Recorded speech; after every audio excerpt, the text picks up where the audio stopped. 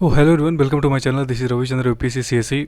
देखिए, this is my last video over humanitarian refugee law and specially for Delhi university students और those students जो DU के अलावा भी कहीं पढ़ रहे हैं ह्यूमैनिटेरियन, तो उनके लिए बहुत इंपॉर्टेंट है ये पूरा वीडियो, जहाँ पे आपको केस लॉज वगैरह मैं सारे डिस्कस कर देता हूँ, जितने भी इंपॉर्टेंट केस लॉ हैं ह्यूमैनिटेरियन में पढ़ने के लिए हमें।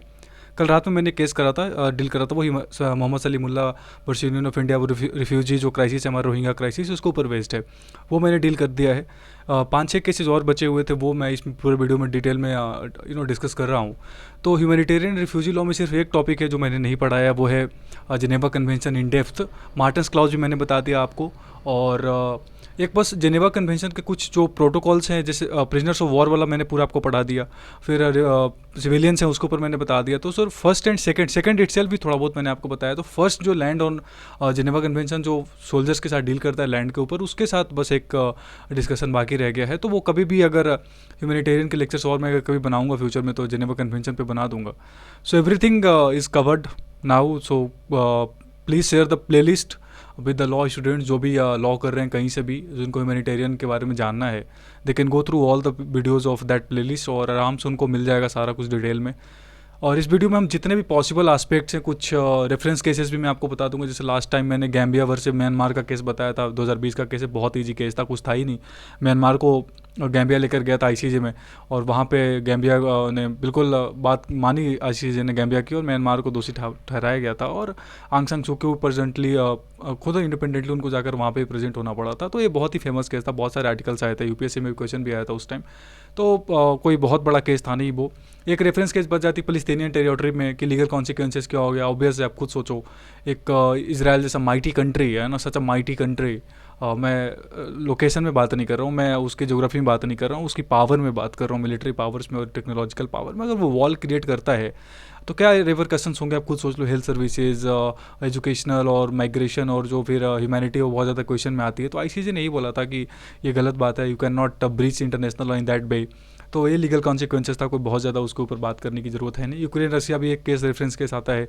रसिया और यूक्रेन के केस में भी आपको पता है, रसिया को अग्रेसर स्टेट माना गया है और रसिया से डिमांड किया गया है कि प्लीज़ आप इस तरह के अग्रेसन स्टेट से बचें, और जो भी टेरिटरीज आपने ऑक्युपाई कर रखा है उसको लीव करें और यूक्रेन से बाहर जाएं। मतलब कुछ ऐसा जो ह्यूमैनिटी को आगे रखते हुए बात की गई है। तो कुछ रेफरेंस केसेज हैं, ठीक है। डिटेल में हम बात करेंगे। This is me Ravichandra, UPSC CSE, where you get current affairs updates on a regular basis. And I hope please subscribe the channel, share the channel with your friends. Your support is quite important because I am doing my best जिससे कि जो law के जो मेरे subjects हैं वो मैं आपको बता दूँ।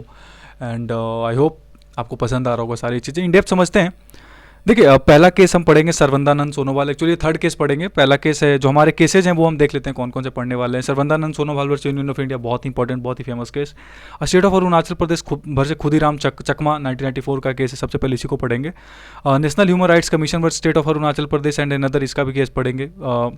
रेव मॉन्स सेबेस्टियन फ्रांसिस्को जेवियर रेमोडियस मोन्टेरियो वाला, बहुत लंबा नाम है, वर्सेज स्टेट ऑफ गोवा का केस पढ़ेंगे। और Nicaragua versus United states of America, ये भी केस पढ़ेंगे।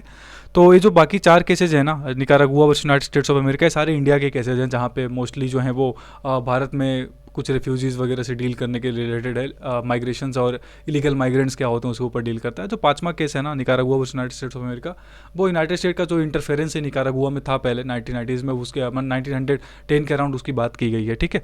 तो देखते हैं, सबसे पहले state of Arunachal Pradesh versus Khudiram Chakma का हम केस देखेंगे और इसको समझने का ट्राई करेंगे कि आखिर ये केस कहता क्या है। तो देखिए, खुदीराम चकमा और अरुणाचल प्रदेश का जो केस है, उसमें एक थोड़ा सा आपको हिस्ट्री बता देता हूँ मैं। तो हिस्ट्री ऐसा है कि चकमाज जो होते हैं ना, वो बुद्धिस्ट हैं, वो जांग जो हैं वो हिंदूज़ हैं। ये सब इस पाकिस्तान जो पहले था बांग्लादेश, वहाँ पे रहा करते थे। और वहाँ पे जो डैम बन रही थी ना, मतलब उस डैम, काप्ताई डैम के वजह से ये लोग इंडिया में आ गए थे। बहुत ज़्यादा इलीगल माइग्रेशन हुआ था उस टाइम पे। 1964 की बात है ये, 1964 की बात है। और उस टाइम पे जब ये माइग्रेशन हुए थे तो बहुत ज़्यादा ये लोग असम में सेटल हो गए थे जाकर, क्योंकि असम बॉर्डर शेयर का, तो बहुत ही पोरस बॉर्डर था तब, हमारा आज भी है, पर बहुत ज़्यादा उस टाइम बहुत ज़्यादा पोरस बॉर्डर था। तो ये लोग आकर सेटल हो गए और बाद में इनके ऊपर बातचीत चली कि आखिर क्या इनको किस तरीके से डिजिग्नेशंस देने, सिटीजनशिप देना है, रिफ्यूजी स्टेटस देना है, क्या देना है। तो इसी को रिलेटेड एक ऑर्डर पास होती है कि हाँ, मतलब चकमा और होजांग्स जो हैं उनको हम बेसिकली शिफ्ट करेंगे, मतलब दूसरे टेरिटरीज़ में, आसाम से निकाल कर नॉर्थ ईस्ट फ्रंटियर जो हमारा एजेंट पहले था, अब अरुणाचल प्रदेश कहलाता है, वहाँ हम इनको शिफ्ट करेंगे कुछ रीजन्स में, है ना। तो इस वजह से जो चकमा और होजांग्स थे उनको सिटीजनशिप स्टेटस तो मिला नहीं, और आज भी उनके पास सिटीजनशिप स्टेटस नहीं है। They are still not the citizen of India. और उनके बच्चे तो वैसे नेचुरल सिटीजन होने चाहिए इंडिया में, क्योंकि आपको पता है जो हमारा सिटीजनशिप एक्ट 1955 उसमें जो एक नेचुरलाइजेशन का जो प्रोसेस है उसके थ्रू उनको उनके बच्चे तो होने चाहिए। पर ये जो ओवरऑल कॉन्सेप्ट था चकमा और होजांग का, वो कहीं ना कहीं बहुत ज़्यादा पॉलिटिकल तूल पकड़ा। ठीक है, तो इसमें हुआ कुछ नहीं था। चकमा एंड होजांग्स को बहुत ज़्यादा रेसिज्म फेस करना पड़ रहा था, बहुत ही ज़्यादा इनके खिलाफ एक तरीके का मूवमेंट चल रहा था। जो ऑल स्टूडेंट्स यूनियन था ना आसाम का, आसाम स्टूडेंट्स यूनियन, उन्होंने बहुत ज़्यादा इनके खिलाफ प्रोटेस्ट वगैरह करे थे। रेशियल एक्टिविटीज़ बहुत ज़्यादा बढ़ गई थी इनके खिलाफ इनको थ्रेट बहुत ज़्यादा था कि इनके खिलाफ कुछ भी हो सकता है। तो हाई कोर्ट्स में जब केसेस गए थे ना, ये हाई कोर्ट्स में जब केसेस गए थे, तो हाई कोर्ट ने सीधे सीधे मना कर दिया था कि ये बिल्कुल भी इलीगल माइग्रेंट्स हैं हमारे देश में, और इनको सिटीजनशिप स्टेटस कहीं से भी दिया नहीं जाएगा। They are the foreigners, they need permit, उनको परमिट चाहिए, and they can not be given all the fundamental rights and all the things that are available to the people of India. So कहीं ना कहीं जब ये चीज़ें आई थी court में, तो कोर्ट ने बिल्कुल इनको पिटिशनर्स को सिटीजन्स ऑफ इंडिया नहीं माना था, जो गुवाहाटी हाई कोर्ट था। और उनके जो भी फंडामेंटल राइट्स थे उन्होंने बिल्कुल इनको माना कि इनको बिल्कुल नहीं मिलना चाहिए फंडामेंटल राइट्स। तो ये जब केसेस जो थे वो बंगाल फ्रंटियर, एक हमारे Bengal eastern frontier regulation act था, बहुत पहले 1863 में बना था वो। तब एक 6 शेड्यूल हमारे इनर लाइन परमिट की बात हुई थी। वो मैंने एक अपने पुराने वीडियोज़ में कभी कवर भी कर रहा था कि किस किस स्टेट्स में आपको इनर लाइन परमिट की ज़रूरत है। जैसे मणिपुर में भी अब ज़रूरत पड़ गया था, न्यूज़ में था लास्ट टाइम, तो मैंने कवर करा था बहुत पहले। तो इसके कुछ रेगुलेशंस की वजह से न्यूज़ में आ गए थे ना, चकमा एंड होजांग्स, जहाँ पे एक ऑर्डर पास किया गया था वहाँ पे, जब गवर्नमेंट थी, स्टेट गवर्नमेंट, कि इनको शिफ्ट किया जाएगा अरुणाचल प्रदेश, क्योंकि तब अरुणाचल प्रदेश यूनियन टेरेटरी हुआ करता था ना, वो उस टाइम पे स्टेट नहीं था, मतलब दैट वाज नॉट स्टेट। तो गवर्नमेंट का जो ऑर्डर था ना कि इसको हम शिफ्ट करेंगे, और तो बहुत ही इनहेबिटेबल कंडीशंस ऐसा बोला जा रहा था चकमा के द्वारा कि उनको उनके साथ जो फंडामेंटल राइट्स हैं, आर्टिकल 14 का, आर्टिकल 21 का, आर्टिकल 19 का, ये वायलेशन है। जैसे कल के वीडियोज़ में मैंने आपको बोला, तो इनका रोहिंग्या का क्राइसिस और इनमें बहुत ज़्यादा अंतर था नहीं। उनको भी सेटलमेंट की बात, आज भी हमारे रोहिंग्या सेटल्ड है, हमने बहुत ज़्यादा उनको वापस भेजा नहीं है। They are the still the foreigners और रिफ्यूजी, जो भी आप कहें उनको। तो ये सारी चीज़ें थी ना, ये चकमाज और होजांग के साथ भी एप्लीकेबल था कि वो फॉरेनर्स हैं, they are not the inhabitants of India, वो इंडिया के सिटीजनशिप नहीं उनको मिल सकती है ना। तो इस वजह से चकमाज ने गुवाहाटी हाईकोर्ट अप्रोच करा, तो गुवाहाटी हाईकोर्ट ने ऑल टुगेदर उनका जो सब कुछ था वो बिल्कुल ख़त्म कर दिया कि ठीक है, उनकी शिफ्टिंग बिल्कुल सही है, उनको शिफ्ट करना चाहिए। क्योंकि ऐसा माना जा रहा था कि वो बहुत ज़्यादा क्रिमिनल एक्टिविटीज़ में इन्वॉल्व हैं, पॉपुलेशन उनका बहुत तेज़ी से बढ़ रहा है, तो जो पूरा का पूरा मैकेनिज़्म है, डेमोग्राफिक डिविडेंड है, वो आसाम का चेंज हो रहा है। और फॉरेनर्स एक्ट 1946 भले ही है जो है वो आसाम के ऊपर एप्लीकेबल नहीं है, पर इंडिया के ऊपर एप्लीकेबल था, आसाम में चीज़ एप्लीकेबल नहीं था। पर ये सारे लोग जो थे उस टाइम पे जब इनको शिफ्ट किया गया, तो they are the foreigners under foreigners act 1946।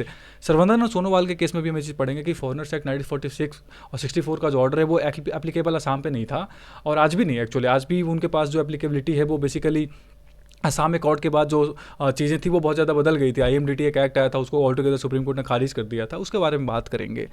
तो इसमें खुदीराम चकमा जब सुप्रीम कोर्ट अप्रोच किया गया उनके द्वारा, तो उन्होंने सुप्रीम कोर्ट ने भी बोला कि ठीक है, आपके पास राइट टू रिहेबिलिटेशन हम देते हैं ह्यूमैनिटी के ग्राउंड पे, जो आर्टिकल 21 का पार्ट है, राइट टू रिहेबिलिटेशन होगा आपके पास, कि आपको रिहेबिलिटेट किया जाएगा जो कप्तान डैम बनने से आप जो इंडिया में आए हैं migrate, but you are the foreigners indeed, you are not the citizen of the India, so you will not get the benefit of that fundamental right that are available to the country of India people. और at the same time जो उनको non foreigners, मतलब वो refugee भी नहीं है, they are the foreigners, तो foreigners को हम मतलब वो फंडामेंटल राइट्स एप्लीकेबल नहीं है। जो आर्टिकल 21 हम कहते हैं ना कि एप्लीकेबल है सबके पास, तो आप कहीं भी सेटल कर सकते हो, रिसाइड कर सकते हो, ये नहीं था। आंसिलरी और कॉन्कमिटेंट है वो हमारे मतलब वो फैक्ट्स एंड एविडेंसेस के बेसिस पे देखा जाएगा कि you will get that right as a absolute right कि आप कहीं भी रिसाइड कर सकते हो, कहीं भी रिसेटल कर सकते हो, ये नहीं था। सुप्रीम कोर्ट ने बोला कि राइट टू रिहेबिलिटेशन हम आपको दे सकते हैं आर्टिकल 21 के अंदर, और दूसरी चीज़ें जो है वो हम आपको नहीं दे पाएंगे। तो सुप्रीम कोर्ट ने यही बोला जो गुवाहाटी हाई कोर्ट ने बोला था, बिल्कुल उस चीज़ को सही माना कि जो हमारा Bengal eastern frontier regulation act है वो बिल्कुल इनके ऊपर एप्लीकेशन होता है, इनको परमिट लेना पड़ेगा, इनको प्रूफ देना पड़ेगा कि दे आर इनको मतलब एक तरीके से जो क्या नाम है फंडामेंटल राइट्स हैं वो मिलना नहीं चाहिए ओवरऑल। मतलब समझ रहे हो आप, कहने का मतलब तीन ही मुद्दा था, पिटिशनर्स क्या इंडिया के सिटीजन है? तो नहीं है, Guwahati high court supreme court ने भी माना। क्या फंडामेंटल राइट्स हैं? नहीं है। राइट टू रिहेबिलिटेशन एक फंडामेंटल राइट दिया गया ह्यूमैनिटी के ग्राउंड पे बस, और इसके अलावा कुछ दिया नहीं गया। चाहे कितनी भी टेक्निकलिटीज़ में आप चले जाओ कि सिक्स या सिटीजनशिप एक्ट का क्या कहता है, बाद में असम अकॉर्ड हुआ था तो असम में जो 1966 के पहले रह रहे थे उनको मिलना चाहिए ऐसा कहता है। पर ये बहुत बहुत पहले नहीं आए थे, 1964 1965 में आए थे। तो उनको हम ऑल टुगेदर फंडामेंटल राइट्स और ऑल टुगेदर हम सिटीजन ऑफ इंडिया तो मानेंगे नहीं।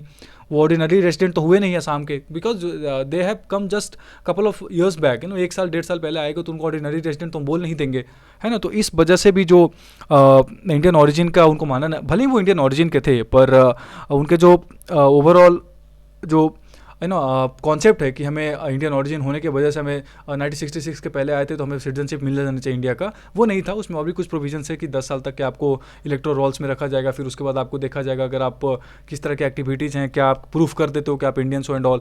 तो ये जो बर्डन था ना, उस वजह से ओवरऑल उनको माना नहीं गया था। खुदीराम चकमा जब सुप्रीम कोर्ट आए थे उनको वहाँ से डिसमिस कर दिया गया उनके पिटिशन को।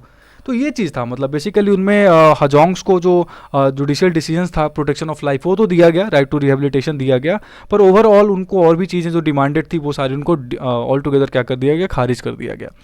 इसी टाइम पे क्या हो रहा था कि जैसे बोला देखे मैंने, राइट टू लाइफ रिकॉग्नाइज तो करा, राइट टू लाइफ होना चाहिए, पर आपको ये जो इंक्रोचिंग लैंड है आपके ऊपर, जो इंडल्जिंग इन इलीगल कलेक्शंस हैं और ये जो ग्रुप्स जो मिलिटेंट एक्टिविटीज़ में इन्वॉल्व है वहाँ पे, इन सबको वैकेट करना पड़ेगा। ईयर मार्क्ड कुछ एरिया को आप लोकेशन करिए, वहाँ पे इनको शिफ्ट करिए, और सुप्रीम कोर्ट ने राइट टू रिहेबिलिटेशन माना, जैसे मैंने बोला इंपॉर्टेंट पॉइंट यही था। बस उसके अलावा उनको और भी चीज़ों से खारिज कर दिया गया। ये सिंपल केस था अरुणाचल प्रदेश और चकमा का, खुदीराम चकमा का केस। इसी में एक और केस आ जाता है थोड़ा सा कि national human rights commission versus जो अरुणाचल प्रदेश का केस है, उसमें कुछ नहीं हुआ था। देखो ये जो रेसिज्म वगैरह बहुत ज़्यादा हो रहा था ना उनके खिलाफ, तो चकमाज और होजांग्स के ऊपर थ्रेट बहुत ज़्यादा था, ठीक है। और उस टाइम ये भी बात की जा रही थी कि जो ऑल असम स्टूडेंट्स यूनियन था उन्होंने बोल दिया था कि इनको मतलब बहुत ज़्यादा मर्डर की बातचीत हो रही थी, उनके ऑल टुगेदर परसिक्यूशन तक की बातचीत हो रही थी कि बहुत ज़्यादा उनको या तो आप कंट्री, या तो आप देश छोड़ के चले जाओ, स्टेट छोड़ के चले जाओ, या तो आपको मार दिया जाएगा, ठीक है। जो 1990s में कश्मीर वैली में हुई थी ना, बिल्कुल सेम तरीके का प्रोविजन चल रहा था आसाम में भी, अरुणाचल प्रदेश में भी। तो ये जो चीज़ था ना, इसकी वजह से national human rights commission, supreme court दोनों ने कहा कि ये जो चीज़ है वो बिल्कुल गलत है। राइट टू लाइफ है हर किसी के पास, चाहे वो इंडिया का पर्सन हो चाहे नहीं हो, पर इसका ये मतलब नहीं कि किसी के पास इतना इंडिविजुअल राइट है कि वो किसी की जान ले सकता है। तो सिंपल क्वेश्चन था नेशनल ह्यूमन राइट्स कमीशन में कि उनको किसी को भी किसी के साथ इस तरीके की एक्टिविटीज़ में इन्वॉल्व होने का कोई अधिकार नहीं है कि आप ऑल टुगेदर मार नहीं सकते हो, ठीक है। ये चीज़ था। अब इस सर्वनंदन सोनोवाल का जो केस है ये देख लेते हैं ऑल टुगेदर से। इसमें बिल्कुल सेम चीज़ें बातचीत हुई कि एक हुआ क्या था कि देखो उस टाइम पे 1983 में एक एक्ट आया था, illegal migrants determination act, determination by tribunals act 1963। ये जो था ना, ये स्पेसिफिकली असम के लिए लाया गया था, क्योंकि असम पे उस टाइम पे एप्लीकेबल था नहीं। ये जो फॉरेनर्स एक्ट था हमारा 1946 का, वो एप्लीकेबल था नहीं। इसमें कुछ ऐसे प्रोविजंस थे जिस प्रोविजन को लेकर सर्बानंद सोनोवाल, जो भी हमारे देश के एक यूनियन मिनिस्टर ने, पहले असम के मिनिस्टर, प्राइम चीफ मिनिस्टर थे लास्ट टाइम, वो उस टाइम पे एमपी हुआ करते थे, और वो आए थे इलीगल इसके खिलाफ सुप्रीम कोर्ट में कि ये बिल्कुल जो प्रोविजन है वो कहीं ना कहीं से जो डिटर्मिनेशन है ना फॉरेनर्स का हमारे राज्य में, वो सही तरीके से नहीं कर पाएगा। मतलब सरकार ने जो ये नई कानून बनाई सेंट्रल गवर्नमेंट ने, वो कहीं ना कहीं जो फॉरेनर्स ऑर्डर एक्ट है, जो फॉरेनर्स एक्ट है 1946 का, जो ऑर्डर है 1964 का, उसके कंपैरिजन में उतना लीथल नहीं है चेक करने में, ठीक है। क्योंकि वो जो ऑर्डर्स थे ना वो बहुत ही ज़्यादा एक्सटेंसिव थे, बहुत ही अच्छे तरीके से डिटेक्ट करते थे फॉरेनर्स को। पर ये जो illegal migrant determination by tribunals act आया ना, ये उतना अच्छा नहीं है। मतलब कुछ प्रोविजंस जो हैं वो कॉन्स्टिट्यूशन के हिसाब से सही नहीं है, ऐसा माना गया। ऐसा लेकर वो आए थे, रीट पिटिशन लेकर आए थे। ये सिंपल प्रोविजन यही था कि लीगल माइग्रेंट डिटर्मिनेशन एक्ट कहीं से भी उस लेवल का डिटेक्शन नहीं कर पाएगा जो हमारा जो फॉरेनर्स ऑर्डर एक्ट, जो एक्सटेंसिवली असम पे एप्लीकेबल नहीं था बल्कि सारे राज्यों में एप्लीकेबल था, वो उतना लेवल पे नहीं कर सकता डिटेक्शन। देखिए ऐसा था कि असम बहुत ही ज़्यादा पहले बहुत बड़ा स्टेट था। जितने भी स्टेट नॉर्थ ईस्ट में बने सब असम से निकल कर ही बने हैं। तो असम बहुत ही बड़ा, बहुत ही इंपॉर्टेंट स्टेट था इंडिया का उस टाइम पे, और बहुत ही ज़्यादा माइग्रेशन होते थे उस टाइम पे पाकिस्तान, ईस्ट पाकिस्तान से। तो इस वजह से कोई भी गवर्नमेंट जो थी वहाँ पे रिस्क नहीं लेना चाहती थी कि कोई भी ऑर्डर को ऑल टुगेदर जो इंडिया में एप्लीकेबल है वहाँ पर भी एप्लीकेबल कर दो, क्योंकि वहाँ के केसेस बहुत अलग थे, है ना। बंगालीज थे, असामीज थे, कुछ नागाज थे, सब अलग अलग तरीके के ट्राइब्स रहते थे, और कुछ माइग्रेशन हो रहा था। तो इस वजह से illegal migration determination of tribunals act जो 1983 आया, बाद में असम अकॉर्ड भी हुआ था 1985 में। असम अकॉर्ड के बाद सिटीजनशिप एक्ट में 1955 को अमेंड करके 6A भी प्रोविजंस ऐड किए गए थे कि जो 1961 से 1966 के पहले, जो 1966 के पहले हैं उनको तो चलो कोई दिक्कत नहीं है, they are the people of India. बस कुछ जो फैक्ट्स एंड सर्कमस्टांसेस जो लास्ट केस में मैंने आपको बोला चकमाज और होजांग के केस में, वो बताकर आपको मिल जाएगा। 1966 से 1971 वालों के बाद बीच में जो केस था वो क्या था कि आपको बताना पड़ेगा, the burden is on you if you are saying that I am the people of, I am the citizen of India, तो आपको बर्डन है आपके पास। एक इस पॉइंट को सुनना, यही सबसे खेल है पूरा इस केस का। बर्डन आपके ऊपर है कि आप प्रूफ करो कि आप इंडिया के सिटीजन हो। 1966 से 71 के बीच में आए हो तब आपको फॉरेनर्स डिटेक्शन हो जाएगा। 1971 के बाद अगर आए हो तब तो और एक्सट्रीमली आपके पास कोई चांस ही नहीं है कि सिटीजनशिप आपको मिलेगा अनटिल अनलेस आप पूरा एक्सट्रीमली बताते हो, मतलब पूरा फैक्ट एंड सर्कमस्टांसेस के बाद। तो ये जो लीगल माइग्रेंट डिटर्मिनेशन एक्ट था 1971 वाले के बाद वाले पे था एप्लीकेबल, कि 1971 के बाद जितने भी आए हैं उनको डिटेक्शन किया जाएगा, क्योंकि पहले वालों का तो फॉरेनर्स ऑर्डर एक्ट के साथ ही कर दिए जाते थे। 1946 और 1964 के ऑर्डर से चेक करते थे कि क्या वो फॉरेनर्स हैं कि नहीं है। पर 1971 के बाद जब बांग्लादेश लिबरेट हुआ उसके बाद जब यहाँ पे आए तो उनका ये जो IMDT एक्ट है ना उसके बेसिस पे चेक करने लगे था, और इसी में कहा गया था कि इतना स्ट्रॉन्ग नहीं है जितना 1964 वाला था, जो 1966 से 1971 के लोगों जो आए थे इंडिया में उनके ऊपर एप्लीकेबल था, उनको चेक करते थे ये चीज़, सेंट्रल गवर्नमेंट का जो कानून था।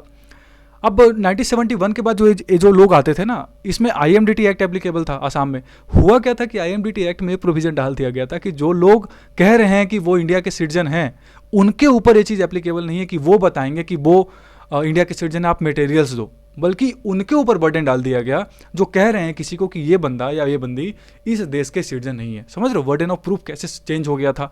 मतलब अब वहाँ का जो ओरिजिनल रेजिडेंट रह रहा है आसाम का उसको बताना पड़ेगा कि ये लोग बाहर से आए हैं, जबकि पहले वाले एक्ट में क्या था, फॉरेनर्स एक्ट में, कि उस बंदे को ही बताना पड़ता था कि मैं इस देश का सिटीजन हूँ अगर किसी ने उसके खिलाफ कंप्लेन करी तो।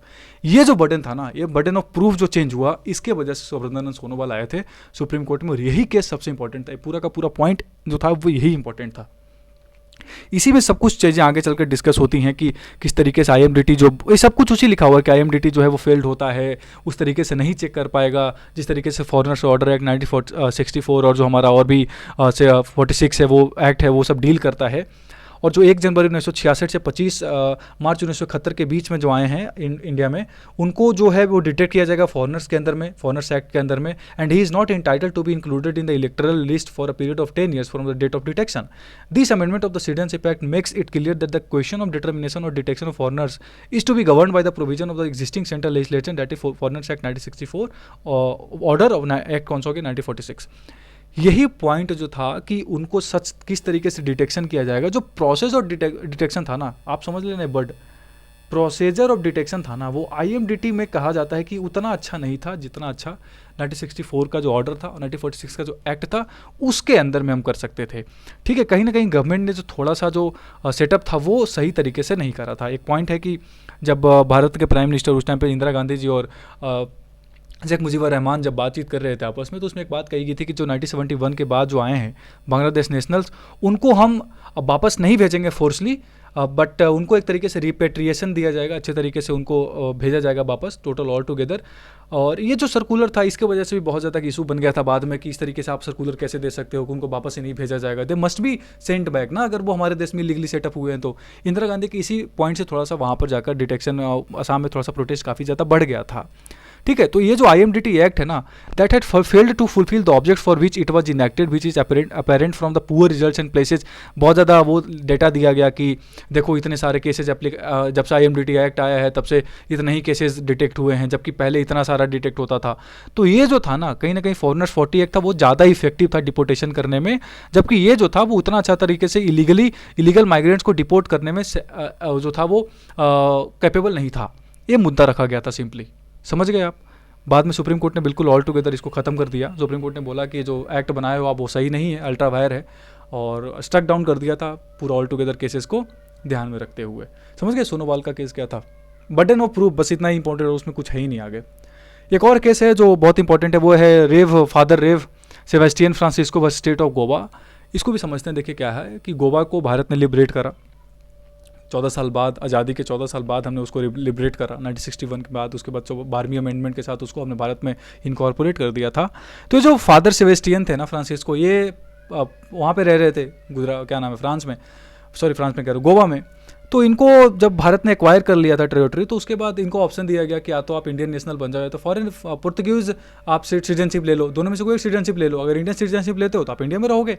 अब पुर्तगीज लेते हो क्योंकि पोर्तुगल रूल था ना वहाँ पे, हमने पोर्तुगल से लिया था वो टेरिटरी, हमने ऑक्यूपाई करा था उनसे, उनसे एनेक्स करा था सिंपली अगर मैं बोलूँ तो, उनसे छीना था 14 साल बाद। तो अगर आप पोर्तुगीज नेशनल्स अपने आपको डिक्लेयर करते हो तो आपको कुछ दिन रहना पड़ेगा इंडिया में परमिट लेकर, बाद में आपको चला जाना पड़ेगा, या फिर आपको ऑल टुगेदर अपना रिन्यू कराना पड़ेगा बार बार।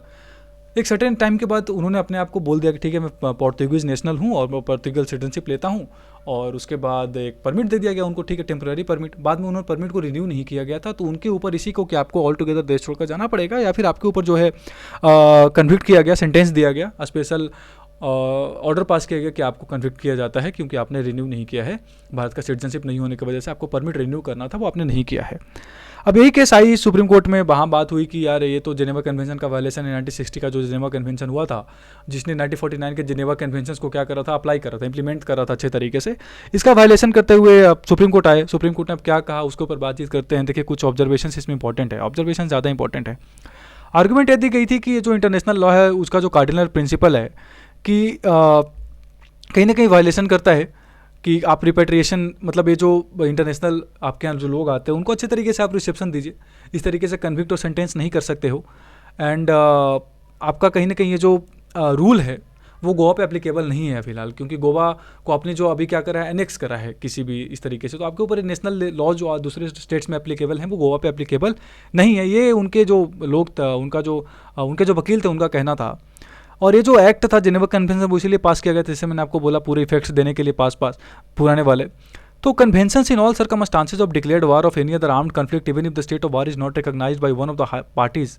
ये जो आर्टिकल 4 जैसे मैंने आपको बोला था प्रोटेक्टेड पर्सन की बात की गई थी, ऑक्यूपाइंग पावर का, उस पर एप्लीकेबल होगा कि नहीं ये इंपॉर्टेंट है। मान लो जैसे रसिया ने अगर मान लो अभी डोनेट्स्क का रीजन ऑक्यूपाई कर रखा है, तो क्या रसिया के रूल्स रेगुलेशंस उस पर एप्लीकेबल हो जाएंगे क्या ऑल टुगेदर, ये क्वेश्चन है। मैं सिंपली अगर एग्जांपल दूं, जैसे भारत ने गोवा को अगर लिबरेट करा, liberation is the correct word, या गोवा को हमने एनेक्स करा, तो क्या हमारा अगले दिन से वो सारी चीज़ एप्लीकेबल होगी क्या? दो हमारी आर्मीज वहाँ पे प्रेजेंट हैं, हम अभी भी वॉर की सिचुएशन में है, कुछ भी हैं, ये क्वेश्चन है। अगर मान लो रसिया भी यूक्रेन के साथ वॉर में है और हमने डोनेट्स्क को और ये जो लुहांस्क का रीजन है उसके हमने ऑक्यूपाई कर लिया, तो क्या Russians rules and regulations applicable हो जाएंगे उस पर? और आप वहाँ के लोगों को ऑप्शन दो, या तो यूक्रेनियंस रहो या तो रशियन रहो, क्या ये एप्लीकेबल होगा? ये जो केस है ना, डेफिनेशन है वो ऑक्यूपेशन के ऊपर डिपेंड करता है कि ऑक्यूपेशन का डेफिनेशन क्या है और एनेक्सेशन का डेफिनेशन क्या है, यही पूरा इस केस का क्रक्स है।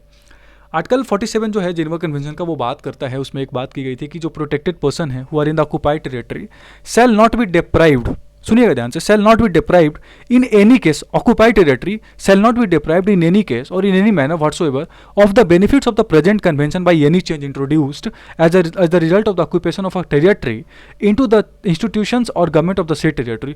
आप उसको चेंज नहीं कर सकते, अगर आपने भले वहाँ पे कोई ऐसा गवर्नमेंट आपने बना दिया, कुछ भी रेगुलेशन कर दिया, वो चेंज नहीं कर सकते जो पहले था, ऑक्यूपाइड टेरिटरी अभी है तो। nor by any agreement concluded between the authorities of the occupied territories and occupying power, nor by any annexation by the latter of the whole or part of the occupied territory। मतलब ये occupied territory को अगर आपने occupy कर लिया, या occupying territory और occupied territory के कुछ गवर्नमेंट के बीच में कोई ऐसा एग्रीमेंट कर लिया आपने, तो जो पर्सन है वहाँ पे उनको ऑल टुगेदर आप डिप्राइव नहीं कर सकते जो बेनिफिट से प्रेजेंट कन्वेंशन देता है। प्रेजेंट कन्वेंशन क्या बेनिफिट देता है कि आप प्रोटेक्शन देंगे उनको फंडामेंटल राइट्स जो हैं वो एप्लीकेबल होगा, और ये सब जो सारी चीज़ें वो ऑल टुगेदर आप डिप्राइव नहीं कर सकते। आर्टिकल 47 के अंदर ये बात कही गई थी। अब आप सोचो, भारत ने लिबरेट करा, हम ऑक्यूपाइंग पावर हैं, और हमने उस टेरिटरी को अगर ऑक्यूपाई करा, तो क्या हम उसको लिबरेट कर सकते हैं? उनके जो लोग हैं उनको डिप्राइव कर सकते हैं कि नहीं कर सकते हैं पावर के साथ? अब डिप्रिवेशन में क्या सिटीजनशिप पावर आएगी कि नहीं आएगी, ये क्वेश्चन है, खुद सोचो। अब हमने चल हम उनको ऐसा तो नहीं कि राइट टू हेल्थ लेकर भाग रहे हैं, ऐसा राइट टू हेल्थ उनको हम दे दिया कि नहीं आपको हम छीन लेते हैं राइट टू हेल्थ, भारत ने ऐसा तो नहीं किया था। भारत ने ऑप्शन दिया था कि आप इंडिया में पार्ट हो गए, इंडियन टेरिटरी में पार्ट हो गए हैं, यहाँ पे इंडिया में पार्ट हो गया है, इंडियन गवर्नमेंट यहाँ पे रूल करेगी, इंडियन रेगुलेशन रूल करेगा, तो आप इंडिया की सिटीजनशिप के साथ रहो ना। अगर आप फॉरनर हो तो फॉरनर की तरफ रहो, आपको परमिट लेना पड़ेगा, परमिट रिन्यू कराना पड़ेगा। आप ये थोड़ी ऑप्शन देंगे हम कि कल हाँ चलो कोई नहीं, आप यार अगर इंडियंस हो तो इंडियन टेरिटरी में आ गए हो, तो पहले आप पोर्तुगीज टेरिटरी में थे, तो अगर आप पोर्तुगीज बोलते हो तो कोई बात नहीं, पोर्तुगल हो गए, ऐसे थोड़ी होगा। आपको यार या तो ऑप्शन लेना पड़ेगा, पोर्तुगल हो तो आप फिर फॉरेनर्स कहलाओगे, इंडियन हो तो इंडियन रहोगे। आर्टिकल 48 इसी में कहता है कि इंडिविजुअल और mass for civil transfers as well as deportation of protected persons from occupied territory to the territory of the occupying power और to that of any other country occupied और not are prohibited regardless of their motive. समझ रहे हो कि जो individuals हैं, mass for civil transfers होंगे, deportation होगा प्रोटेक्टेड पर्सन्स का, वो आप नहीं करोगे। ये जो था ना, यही दोनों मुद्दे पे जो हमारे फादर सेबेस्टियन फ्रांसिस्को हैं वो आए थे सुप्रीम कोर्ट में। अब यहाँ पे जो क्वेश्चन है वो आर्टिकल 46 में ऑक्यूपेशन का क्या मतलब होता है, क्या ऑक्यूपेशन अभी भी चल रहा है, ऑक्यूपाइंग पावर का ऑक्यूपेशन अभी भी वहाँ चल रहा है कि ऑल टुगेदर हमने उस देश को, उस रीजन को ऑक्यूपाई कर लिया है फुल्ली। और दूसरा आर्टिकल 49 में बात जैसे होती है एनेक्सेशन की बात की हमने, क्या वो जो ऑर्डर पास किया गया डिपोटेशन को वो सही है कि गलत, सुप्रीम कोर्ट में ही बात आई थी। अब आगे समझते हैं ऑक्यूपेशन और एनेक्सेशन का मतलब। देखिए जैसे कि ये जो उनका वकील था उनका कहना था कि once there is a military action and occupation, जब वहाँ पे एक मिलिट्री ऑक्यूपेशन हो गया, एक्शन हो रहा है, occupation can not cease by a unilateral act of annexation by incorporating the territories of Goa with India. ये जो आपने यूनिलैटरल ऑक्यूपेशन करा ना, ये जो यूनिलैटरल एक्ट ऑफ एनेक्सेशन वो कहीं से भी इनकॉर्पोरेट नहीं कर देता, मतलब वो कहीं से भी सही नहीं हो जाएगा कि जो भी गोवा में सारे रूल्स इंडिया के वो अप्लीकेबल होने लग जाए। ये कहना है उनका, अगर आपने एक बार लिबरेट कर दिया तो ऑल टुगेदर एप्लीकेबल नहीं। बिल्कुल सही बात है, आर्टिकल 47 में भी यही कहता है। अगर इंडिया को अगर यही करना था तो उन्होंने क्यों साइन करा था कन्वेंशन, जो हमने जिनेवा कन्वेंशन को साइन करा, जो भी कन्वेंशन के अंदर रजिस्टर करा है, वो नहीं करना चाहिए था। जो ऑक्यूपेशन है ना is not at an end and it can not be brought about unilaterally. वो ऑक्यूपेशन कहीं से भी अभी खत्म हुआ नहीं है, हम ऑक्यूपेशन अभी चल ही रही है हमारी, और वो कहीं से भी यूनिलैटरली हम चेंज नहीं कर सकते वहाँ के सेटअप को, ये कहा जा रहा है उनके द्वारा। अब जो वर्ड्स आर्टिकल 47 के वो themselves clear enough to establish this. In short the contention is that occupation does not come to end by annexation. अगर एनेक्सेशन कर लिया तो क्या ऑक्यूपेशन खत्म हो गया वहाँ पे, क्या हमने उस राज्य को एनेक्स कर लिया तो क्या हमारी वहाँ पे ऑक्यूपेशन खत्म हो गई, ये क्वेश्चन है।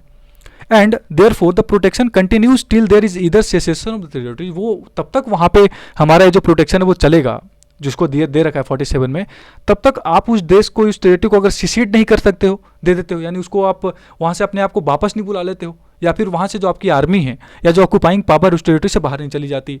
कहने का मतलब अगर रसिया यूक्रेन के एक रीजन को अभी ऑक्यूपाई कर लेता है तो कल से वो एप्लीकेशन नहीं होगा ना, आर्टिकल 47-48 में कहता है। वो तब तक नहीं कर सकते ऐसा कुछ जब तक या तो वो ऑल टुगेदर वहाँ से वापस नहीं चले जाते हैं, या तो आप वहाँ से आप वापस चले जाओ, या तो वहाँ के लोगों ने एक्सेप्ट कर लिया ऑक्यूपेशन आपका, या आपकी जो प्रोटेक्शन है वो एक सर्टेन टाइम पीरियड के बाद। देखो आर्टिकल 6 में एक बात कही थी कि 1 साल तक ये चीज़ एप्लीकेबल नहीं होगा। उसका कारण था कि 1 साल तक टाइम है, अगर चाहे तो ऑक्यूपाइड पावर अपने आप को विड्रॉ कर सकती है, या जिसको ऑक्यूपाई करा वो किसी तरीके से उस रीजन को अपने आप को लिबरेट कर लेती है। ये चीज़ें कही गई थी 1 साल तक के लिए, पर ये चीज़ यहाँ पे एप्लीकेबल नहीं है ना। आप खुद सोचो, ऑक्यूपेशन इंडियन आर्मी वहाँ पे हमारी प्रेजेंट है कि नहीं, ये क्वेश्चन उठता है। क्या हमारा एनेक्सेशन का प्रोसीजर अभी चल रहा है? दूसरा क्वेश्चन, क्या हमने ऑल टुगेदर उस रीजन को ऑक्यूपाई कर लिया है? एनेक्सेशन और ऑक्यूपेशन में तो ऑक्यूपाइंग पावर में थोड़ा सा अंतर है। ऑक्यूपेशन जो होता है ना वो थोड़ा सा इन कंटिन्यूअस प्रोसेस है। ऑक्यूपेशन की बात करें कि वो भी थोड़ा सा चल रहा है। आप ऑक्यूपेशन क्या करते हो, आपका बिजनेस क्या, अगर मैं सिंपली अगर इकोनॉमिक्स की भाषा में करूँ तो बिजनेस आप कर रहे हो, ठीक है। एनेक्सेशन वही चीज़ होती है कि ऑल टुगेदर आपने उस रीजन को एनेक्स कर लिया, कंप्लीटली ऑक्यूपाई कर लिया, ऑक्यूपेशन खत्म हो गया, आपका जो कंटिन्यूइंग प्रोसेस है वो खत्म हो चुका है। अब आपकी वहाँ पे रूल्स एंड रेगुलेशन एप्लीकेबल, आपकी आर्मी वापस आ चुकी है, ये होता है। तो अब ये जो कंटिन्यूएशन की प्रोसेस है वो हम इसके ऊपर बात करेंगे। The contention on behalf of the state is that by occupation is meant occupation by armed forces. जैसे मैंने आपको बोला ऑक्यूपेशन का मतलब आर्म्ड फोर्सेज। अभी वहाँ पे भारतीय रूल अभी लगी नहीं है, अभी रसिया की गवर्नमेंट की रूल्स नहीं लग रही है डोनेस्क में, अभी रशियन आर्मी जो है वो वहाँ पे एक्टिव है, बेलिजरेंट पावर्स हैं वो अभी एक्टिव है। बेलिजरेंट एक्शंस मतलब कि इन कॉन्फ्लिक्ट वाला ऑक्यूपेशन है वो, in conflict, post conflict occupation नहीं है वो। पोस्ट कॉन्फ्लिक्ट ऑक्यूपेशन मतलब annexation, in conflict continuing occupation, continuing conflict occupation है वो, समझ रहे मेरी बात। And occupation comes to an end by conquest follow by subjugation. उसको सब्जगेट कर लिया, टेरिटरी को एनेक्स कर लिया, उसके बाद वो ऑक्यूपेशन खत्म हो जाती है। अब इन दोनों के बीच जो था वो क्वेश्चन उठा, आगे देखते हैं, आगे डिस्कस करेंगे कि क्या है बेसिकली, इसको कैसे डील करते हैं। देखिए the question thus remains what is meant by occupation. जैसे मैंने आपको बोला this is of course not occupation of terra nullius. Terra nullius का मतलब होता है कि एक ऐसा लैंड जिसके ऊपर कोई पर्सन है, लैंड ऑफ नो इनहैबिटेंट। ये तो कैसा ही नहीं, गोवा में तो लोग रह रहे हैं, बट समथिंग एल्स, कुछ और। But there is no definition जो जेनेवा कन्वेंशन में ऑक्यूपेशन का दिया हुआ है। तो यहाँ पे जो ऑक्यूपेशन का डेफिनेशन होता है कि the definition and it shows that a territory is considered as occupied when it finds itself in effect placed under the authority of a hostile army। अगर इंडिया की एक हॉस्टाइल आर्मी अगर मानते हैं, अगर उसके अंडर में आ गया तो वो ऑक्यूपाइड है, हमेशा मान सकते हैं टेरिटरी को, पर वो एक तरीके का जो बेलिजेंट पावर है उसके अंदर में है, गवर्नमेंट के अंदर में नहीं है, सुपर सोवरेन के अंडर में नहीं है वो। जैसे कि रशियन आर्मी के अंदर में है अभी डोनेस्क का रीजन, रशियन गवर्नमेंट के अंदर में वो अभी नहीं आई है, ठीक है। This means that occupation is by military authorities in the justice case. एक जस्टिस केस में यही सेम चीज बेलिजेंट ऑक्यूपेशन की बात की गई थी, वो हमारे लिए इंपॉर्टेंट नहीं है। आगे चलकर देखेंगे कि the question resolve is that occupation जो आर्टिकल 47 में आता है, जो बेलिजेंट ऑक्यूपेशन है, और occupation which continues after the total defeat of the army. दो चीज़ इंपॉर्टेंट है कि जो आर्टिकल 47 में ऑक्यूपेशन की बात की गई कि जब तक ऑक्यूपेशन चल रही है आपके रूल्स एंड रेगुलेशंस एप्लीकेबल नहीं होते, क्या वो बेलिजेंट ऑक्यूपेशन है, क्या वो आर्मी की ऑक्यूपेशन है, क्या फिर उसको आप ये मान रहे हो कि जीवन में कभी उसको एप्लीकेशन होगा ही नहीं? अरे आप खुद सोचो, रसिया ने अगर डोनेट्स्क का रीजन ऑक्यूपाई कर लिया अभी चलो उसकी रशियन आर्मी है, तो चलो अभी पे रूल्स एंड रेगुलेशंस आपकी एप्लीकेबल नहीं है, पर यार इतनी कैपेसिटी हो जाए रसिया की कि वो कभी उसको लेने ही ना दे, तो ऐसा थोड़ी होगा कि जीवन भर वहाँ पे कि यूक्रेनियन रूल्स एंड रेगुलेशंस लगे रहेंगे, ऐसा तो होगा नहीं, कभी नहीं होगा ऐसा। खुद सोचो ना, वहाँ पे तो रूल्स एंड रेगुलेशंस किसके लगेंगे फिर? ऑब्वियस है कि वहाँ पे रूल्स एंड रेगुलेशंस जो लगेंगे वो रसिया के लगेंगे सर्टेन टाइम के बाद, जब सब्जेगेट कर लिया है, जब पूरे पावर्स हमने ऑक्यूपाई कर लिया है, तो डेफिनेटली जो वहाँ पे केस है वो किसका केस लगने वाला है? नो डाउट इन्हीं का केस लगने वाला है। फिर अगर हम बात करें तो ये जो चीज़ है वो हमारे लिए इंपॉर्टेंट है बहुत ज़्यादा समझना। आगे देखते हैं, in this connection courts must take the facts of the state from the declaration of state authorities.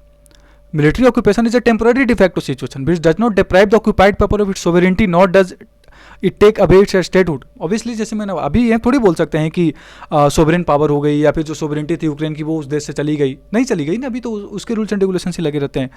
वो सब डिपेंड करता है कि जब एक बार ऑक्यूपेशन हो गई, सब्जगेशन हो गया पूरा ऑल टुगेदर, मिलिट्री वापस चली गई, आपकी बेलिजरेंट एक्शन आपका कंप्लीट हो चुका है, now it's up to you कि अब उस देश को कैसे आप गवर्न करते हो, तो गवर्नमेंट जो है वो उसके बाद फंक्शन करना स्टार्ट करेगी उस रीजन में।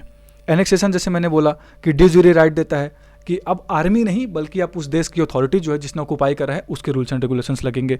तो यही जो ट्रू एनेक्सेशन था ना केस में, और प्री मैच्योर एनेक्सेशन कि आप प्री मैच्योर एनेक्सेशन कर रहे हो जिसको ऑक्यूपाइंग कर रहे हो सिस्टम की, अभी वो कंटिन्यूइंग है, आर्मी ने कर रखा है, और ट्रू एनेक्सेशन मतलब ऑल टुगेदर उसको एनेक्स कर लिया गया है।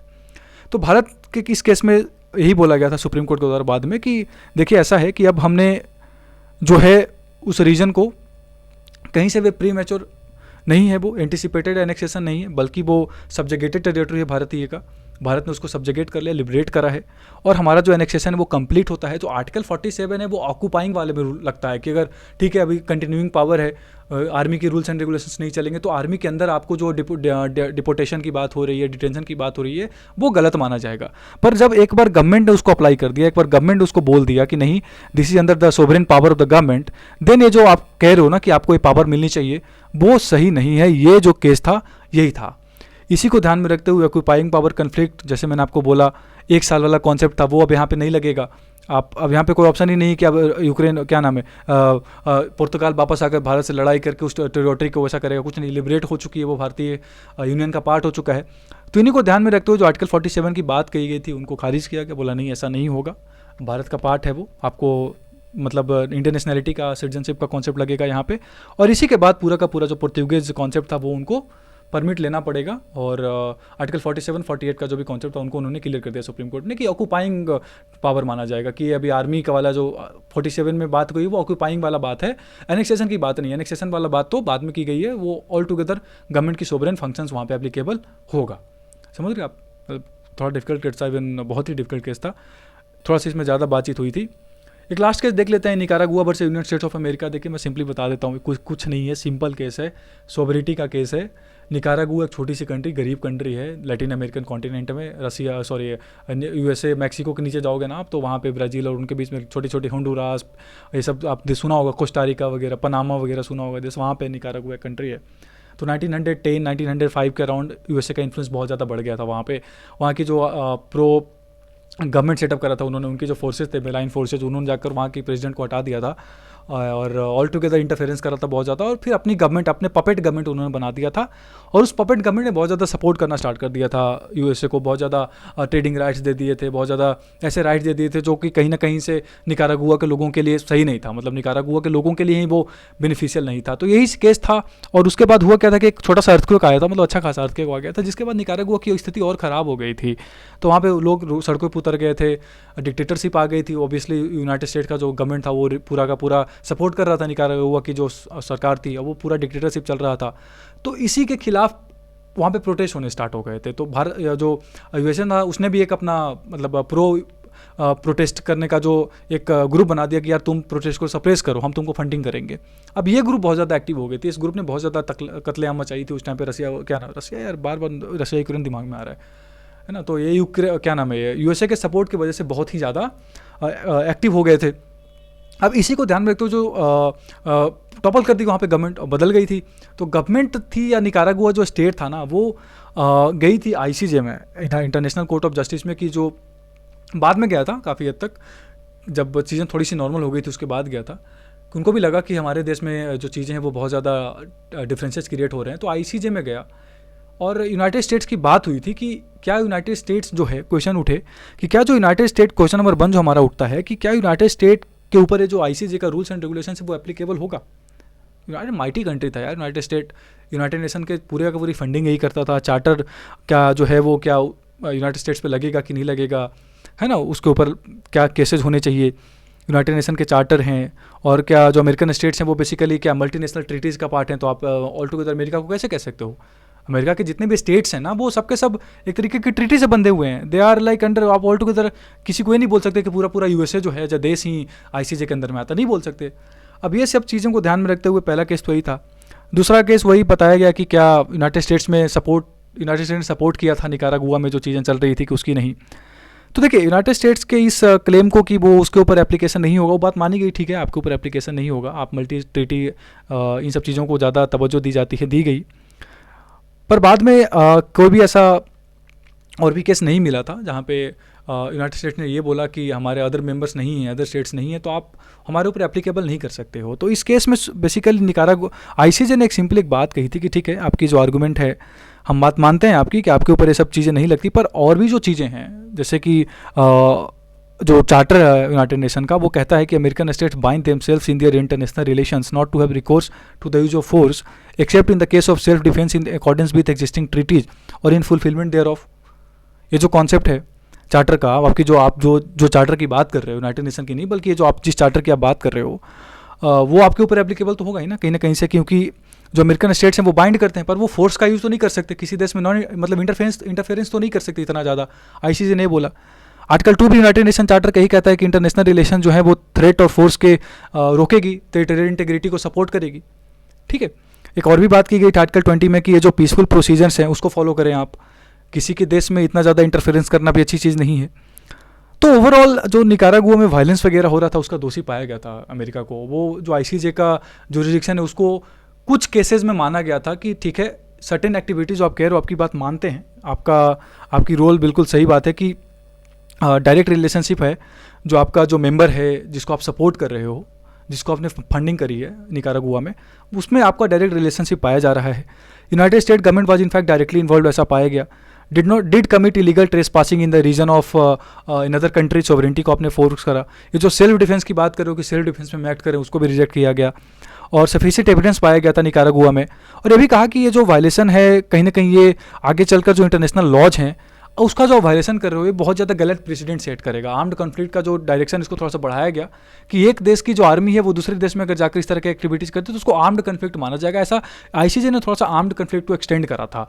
और यूएसए का ये जो था तर्क कि हमारे ऊपर ये मल्टीलैटरल ट्रीटीज़ के हम एग्रीमेंट हैं, हमारे ऊपर ये सब चार्टर्स वगैरह एप्लीकेबल नहीं होता आईसीजे का, ये सब चीज़ें नहीं चलेगी, ये सब चीज़ें नहीं चलेगी, है ना। लेकिन बाद में आईसीजे ने बोला कि ठीक है आपके ऊपर मल्टीनेशनल ट्रीटीज़ की बात करो, अग्री कर रहे हैं हम आपके ऊपर, पर Nicaragua being a part of this उसके ऊपर ये चीज़ तो एप्लीकेबल है, ये चीज़ तो निकारागुआ पे एप्लीकेबल है। तो निकारागुआ के अब्सेंस में, मतलब सॉरी निकारागुआ के उसको क्या बोलते हैं रेफरेंस में ये माना गया था कि यूनाइटेड स्टेट जो इंटरफेरेंस है वो बहुत ज़्यादा कर रही है और उसको दोषी पाया गया था।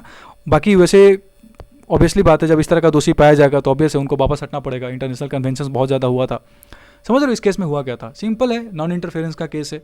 यूएसए को बोला कि हमारे ऊपर आईसीजे के जुरिस्डिक्शन नहीं आते, आईसीजे ने बोला कि ठीक है नहीं आते, आप मल्टीलेटरल ट्रीटी की बात कर रहे हो, पर निकारागुआ पे तो आता है और आपके फैक्ट्स एंड एविडेंसेज ऐसे हैं कि it is creating a kind of havoc in certain country, तो आप सर्टेन एप्लीकेशंस तो आपके ऊपर लगेंगे ही, ठीक है।